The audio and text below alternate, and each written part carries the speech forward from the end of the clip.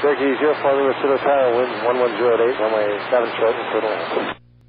Clear to land, 04 Lima.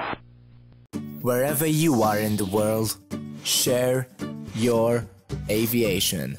Share Aviation, a network for pilots by pilots.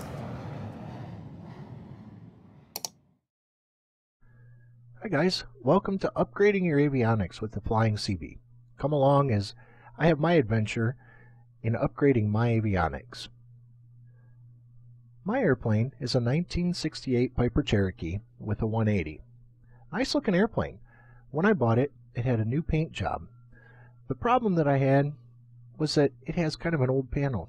It has the traditional steam gauges, an obsolete Lowrance, a pair of old 170s, still work by the way, with a comm switch and an ELT test switch that's kind of cobbled in.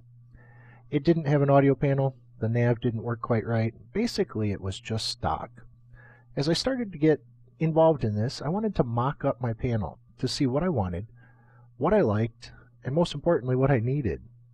I also was really interested to see how it would look in my panel. So I decided to take some photographs and scale things accordingly. In this case, I started going for broke.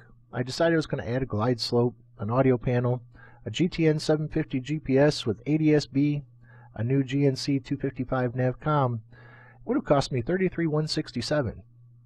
Then I decided I was going to scale back a little bit, move things around, and change the 750 to a 650, still keeping the ADS-B and the new NavCom, and now my total would have been $26,159. Then I started to think, you know, this is probably more along the lines of what I really need.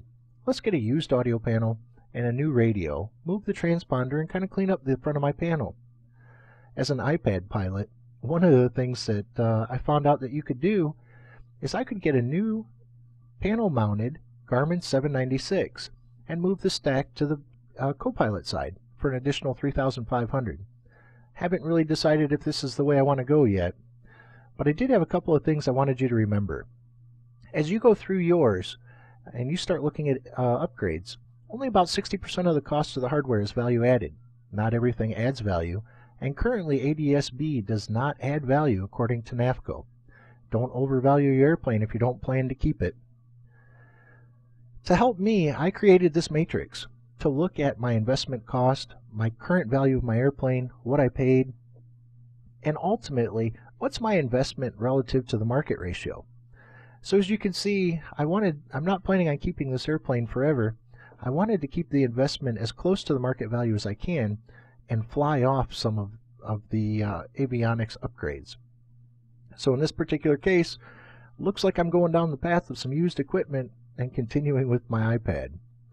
So here's a couple of tips.